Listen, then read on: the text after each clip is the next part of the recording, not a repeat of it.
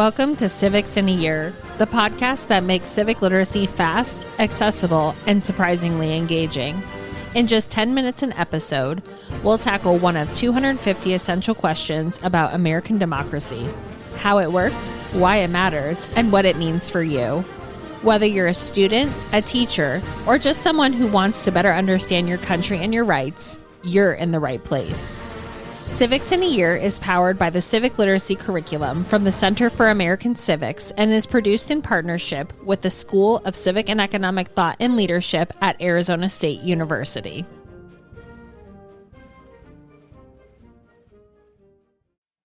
Welcome back, everyone. This is a continuation of Dr. Alan Gibson's Federalist 51.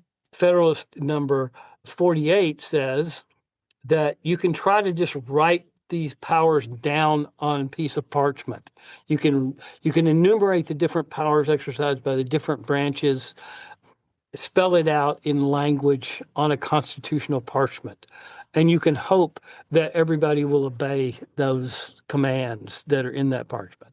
And Madison says that's not going to work. We've seen from experience that that's simply not going to work. In 49 and 50, he deals with two other what he calls external ways that you might maintain separation of powers. One of them is a proposal from Thomas Jefferson about the state government in Virginia.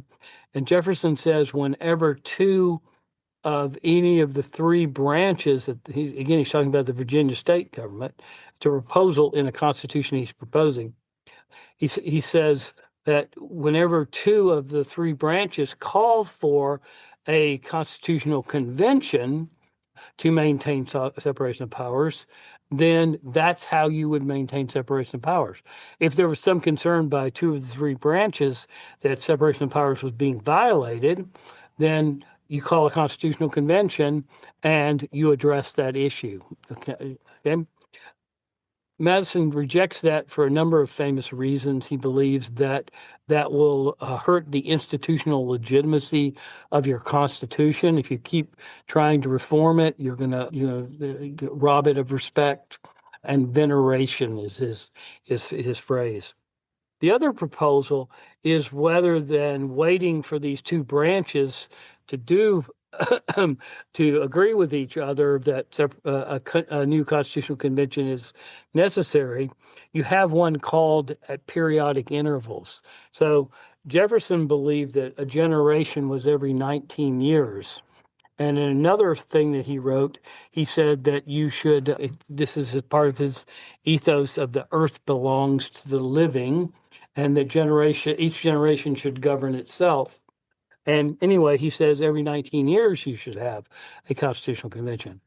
Madison says that one is also wrong. It's subject to the same kinds of criticism as spontaneous judicial review, constitutional review is.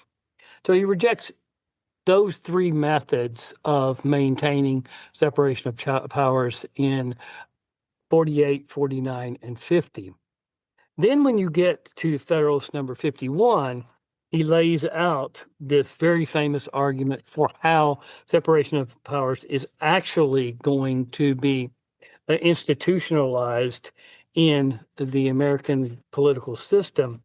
And his answer turns out to be that you're going to give to everyone, his famous phrase is, the answer consists in giving to those who administer each department the necessary constitutional means and personal motives to resist the encroachment of others on their powers. And then he goes into the very famous language that he uses. Ambition must be made to counter ambition. The interests of the man must be connected with the constitutional rights of the place. It may be a reflection on human nature that such devices should be necessary to control abuses of government. But what is government itself but the greatest of all reflections of human nature? If men were angels, no government would be necessary. If angels were to govern men, neither external nor internal controls on government would be necessary. Incidentally, when I was grading advanced placement exams one year, the AP, some of the AP, high school AP graders were wearing shirts that said, if students were angels or something like that. They had this kind of shirt that they were doing like that. Anyway, what Madison is saying in all of that is that the different representatives of the different branches are going to have a natural incentive and inclination to protect the powers that are given to that branch of government by the Constitution. And what you have to do is to ignite their interest in preserving their sphere of constitutional authority if it's invaded from another branch. And so you mix the powers of the government in such a way as to give each of the branches some agency and control over the other branches. You intersperse their powers. You incentivize each of the people who exercise those powers to protect their sphere of constitutional power. And that will, over time, provide the most realistic and practical means for maintaining separation of powers. You put human nature and interest in service of the preservation of separation of powers. You don't try to make it an extraordinary sacrifice, in other words, for the system to achieve separation of powers. It doesn't require a kind of superhuman effort by the legislatures. What it requires, the different branches, what it requires is that they have a real interest in the power that they exercise in the constitutional system. And that is his solution to this problem. Now, that solution, if I can go back to what I said earlier about the legislative branch being the branch most likely to try to usurp the powers of the other branches, he says that solution also entails controlling principally the legislative branch. So your system of separation of powers is going to be based upon human nature and incentives, based upon interest. It's also going to control the legislative branch first. And it's going to do that by giving power and independence to the other branches of the government. So to the president, the judiciary, and even within the legislative branch, the Senate are going to have longer terms of office. They are going to also share powers with the other branches. And it is these features, they're going to have indirect elections and they're going to have longer terms of office. And that is going to give them the independence from the legislative branch to check that branch when it tries to invade their powers. So it's essential to establish both executive independence and judicial independence. You establish executive independence by having the executive elected from some branch other than the legislative branch. They considered legislative election of the president at the Constitutional Convention and eventually rejected it because it was a fundamental violation of separation of powers. And so if you elect the president, and of course, the president's elected in a complex manner through the Electoral College, but most importantly, it is independent of the legislative branch. That gives the executive then the possibility of checking the legislative branch and having a defensive power to prevent legislative encroachments. The judiciary is appointed in a complex manner, of course, but also gains its independence through what Madison terms its permanent tenure, the fact that they serve in effect for life or for good behavior under the Constitution.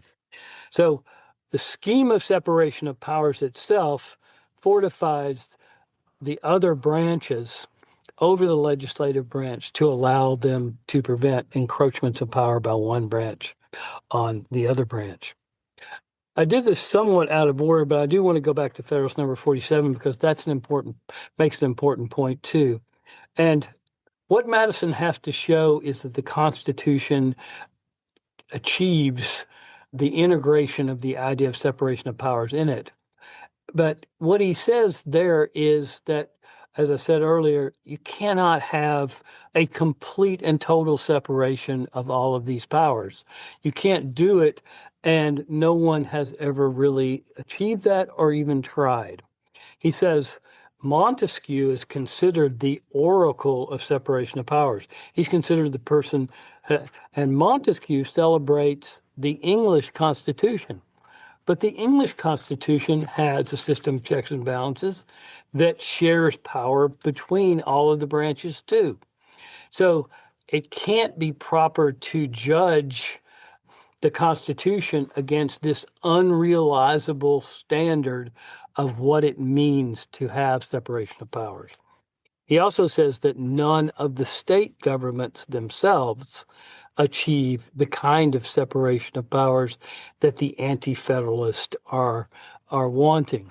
The anti-federalists look at any time there's a combination of powers in the system, and they say, oh, that's a violation of separation of powers. The anti-federalists were particularly annoyed by the Senate because the Senate exercises some executive powers and has some control over judicial appointments and things like that. And they thought that was a fundamental violation of separation of powers and would result in tyranny. Madison's response to that is, no, these powers are properly placed there to control invasions from other branches. And it's also the case that you have to have this, and it's not a violation of the standard. When you get a proper understanding of separation of powers and what that standard is, you will understand that the Constitution meets that standard. So, just to reiterate, the primary points that I was making here. Madison surveys across Federalist number 47 to 51 these different ways of preserving and maintaining separation of powers. He rejects the idea of simply writing it down, of having spontaneous constitutional conventions called, or periodic constitutional conventions called, and he favors instead the internal organization of the branches sharing some degrees of power so that they can resist encroachments from the other branches.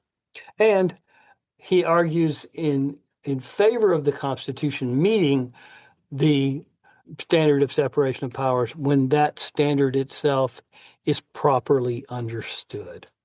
And those are the two major points that are carried across those papers, but also especially culminate in Federalist number 51. Thanks for joining us on another episode of Civics in a Year. If you enjoyed this episode, be sure to subscribe and share it with someone who cares about a constitutional republic as much as you do. For more episodes, resources, and updates, follow us on social media or visit us at civics.asu.edu. Make sure to check out the show notes for any relevant links. Special thanks to the United States Marine Band for their performance of the Stars and Stripes Forever. Let's keep building a stronger constitutional republic, one episode at a time.